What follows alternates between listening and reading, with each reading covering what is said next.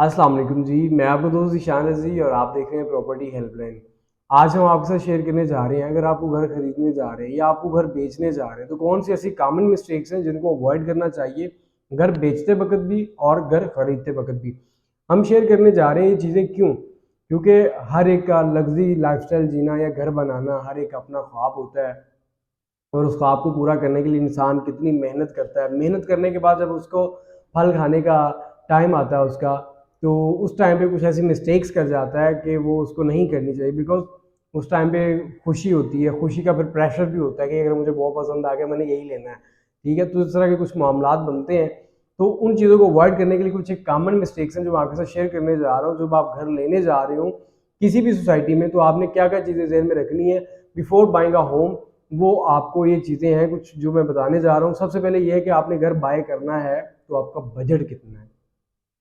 Budget आपका 5 मरले के घर का 1.5 करोड़ का है या 2 करोड़ का है, आप बाय करने चले जाएँ 7.5 मरला, परेशान परेशान हो जाएँगे। बजट आपने सेट कर लेना सबसे पहले। बजट सेट करने के बाद आपने सेट करना है कि आपके गोल्स क्या हैं। गोल से मुराद ये है कि डिस्टेंस कौन-कौन से हैं आपके। आपकी यूनिवर्सिटी बच्चे की कौन-सी है, स्कूल कौन-सा है, कॉलेज कौन-सा है, आपका ऑफ़िस कौन-सा है और इस दरमियान में आपका डिस्टेंस, ट्रैवल डिस्टेंस जो है ना, वो कौन-सी ऐसी सोसाइटी है जहाँ पे बहुत सुपर सेफ हो रहा है।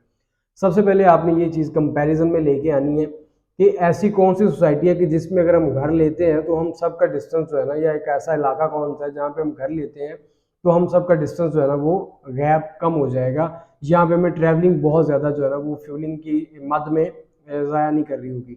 सेकंड चीज़, आपने जब एरिया कंपैरिजन कर लिया, आपने लोकेशन देख ली, फिर आपने वहाँ की 5 से 7 सोसाइटीज़ को हाईलाइट कर लेना है कि ये सोसाइटी है, ये लाइक से कि हम डिफेंस रोड पे बैठे हैं, यहाँ पे खैबान मीन है, वलेंशिया है, डीएच रैपर है, थोड़ा आगे जाए लेक सिटी है, फिजाइया फेज़ 1 है, एडब्ल्यूटी फेज़ 2 है, वलेंशिया टाउन के पीछे चले जाए तो तारा गार्डन है और अवाबदा टाउन है। इस तरह की मिलती जुलती बेशुमार सोसाइटीज़ आ जाती हैं। ठीक है, अब हमने यहाँ से हाईलाइट करना है कि इन सब सोसाइटी में से ऐसी कौन सी सोसाइटी है जिसकी सिक्योरिटी सबसे अच्छी है। इससे भी एक और वैलिड पॉइंट है, 3-4 सोसाइटीज़ आप नफ़ी करने के लिए एक सबसे वैलिड पॉइंट ये है कि कौन सी ऐसी सोसाइटी है कि जो एलडीए से अप्रूव्ड है, उसका कौन सा ब्लॉक है जहाँ पे मुझे घर लेना चाहिए। तो यहाँ पे आके आप 1-2 सोसाइटीज़ माइनस कर देंगे। फिर आपने देखना है कि कौन सी ऐसी सोसाइटी है जिसका सिक्योरिटी का निज़ाम वैलिड है। क्यों?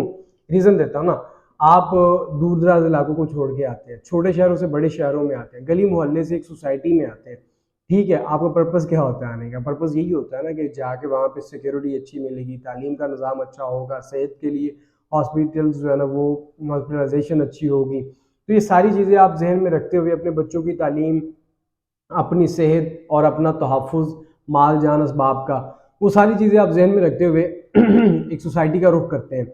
सोसाइटी में अगर यही चीज़ों का, इन्हीं चीज़ों का फुकदान होगा तो वहाँ पे आपको सोसाइटी में घर लेने के लिए घर लेना ही नहीं चाहिए। किसी और सोसाइटी की तरफ जाना चाहिए, जहाँ पे आप रह रहे हैं तो भई आप वहाँ पे ठीक है, अगर आपकी माल जान जो है ना सिक्योरिटी प्रॉब्लम्स उस सोसाइटी के अंदर आ रही है, सो आपको वहाँ पे मूव करने की ज़रूरत बिल्कुल भी नहीं है। ठीक है, सबसे पहले आपने देखा सिक्योरिटी का इंतज़ाम कैसा है। हाँ, उसके बाद सेकंड चीज़ पे आती है एमिनिटीज़, पानी, बिजली, गैस, पार्क्स और वहाँ के कम्युनिटी सेंटर्स, स्कूल उसके अंदर सोसाइटी के अंदर है कि नहीं है। तो ये सारी चीज़ें आपने देखनी है।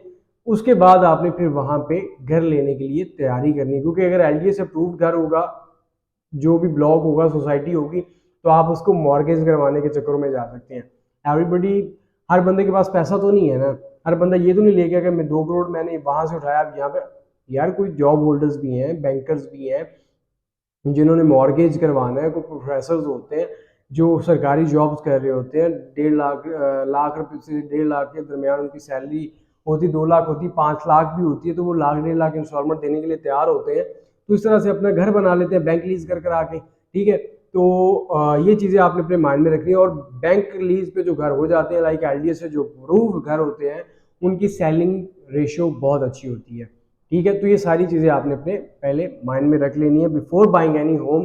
कोई आप ऐसी मिस्टेक ना कर बैठे कि जैसे अब आप ओवर प्राइसिंग, कोई आप किसी सोसाइटी में घर लेने गए हैं, वो ओवर प्राइसिंग में लगा हुआ है, घर आपको पसंद आ गया, उसका मैप शैप पसंद आ गया, नक्शा पसंद आ गया, तो सारी चीज़ें पसंद आ गई, लेकिन वो मार्केट उसका रेट जो है ना घर का, वो है 2 करोड़ रुपया। बंदा कह रहा है मैंने 2.5 करोड़ में देना है। लेट से कि वो 10 लाख नीचे भी आता है, 40 लाख आप मार्केट प्राइस से उसको ऊपर ले रहे हैं, ठीक है। ओवर प्राइसिंग में कभी भी नहीं जाना।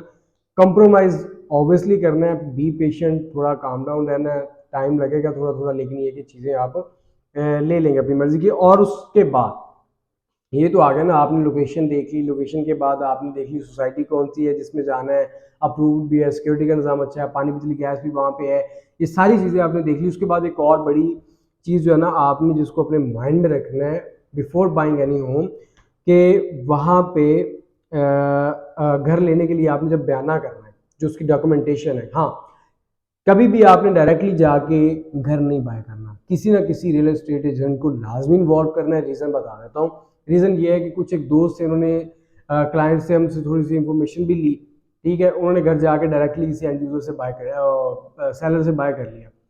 अब बाद में प्रॉब्लम्स आना शुरू हो गई, वो घर ठीक नहीं है, बना ठीक नहीं है, मसले मसाइल आ रहे हैं, इसका वो प्रॉब्लम आ गया, इसका ये प्रॉब्लम आ गया, भाई उसके बाद तो जिम्मेदारी किसी की है ना।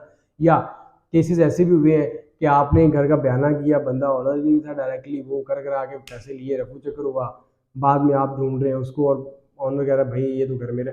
तो किसी भी चीज़ से, ऐसी अनहोनी से बचने के लिए आपको रियल एस्टेट एजेंट को लाजमी अपने साथ इन्वॉल्व करना है। उसकी लाख रुपया 2 करोड़ का घर बाय कर रहे हैं, 2 लाख रुपया होगी अपना कमीशन होगी, लेकिन आपको वो फ़ायदा 5-10 लाख का, 20 लाख का भी दे जाएगा, ठीक है, क्योंकि वो उसने बहुत अच्छे अच्छे घर जो है ना वो सामने रखे होते हैं, और उनमें से जो सा घर उसको समझ आ रहा होता है। आप जब डायरेक्टली जाके नेगोशिएशन कर रहे होते हैं ऑनर के साथ, तो वो आपके साथ नेगोशिएशन इतने अच्छे से नहीं कर पा रहे होते। जो आपने एजेंट, रियल एस्टेट एजेंट साथ में ऐड किया होता है, उसको पता मार्केट वैल्यू क्या है, उस बंदे को बताता है भाई मार्केट वैल्यू इतनी है, अपनी फाइनल ऑफर मुझे ये आ रही, आप अपना बताओ, कर कर आगे मतलब निगोशिएशन करके आपको फ़ायदा देता है, एंड नुकसान ही देता। उनकी फ़ी माकूल से होती है, वो तो ऑब्वियसली आप कोई भी काम करेंगे डॉक्टर के पास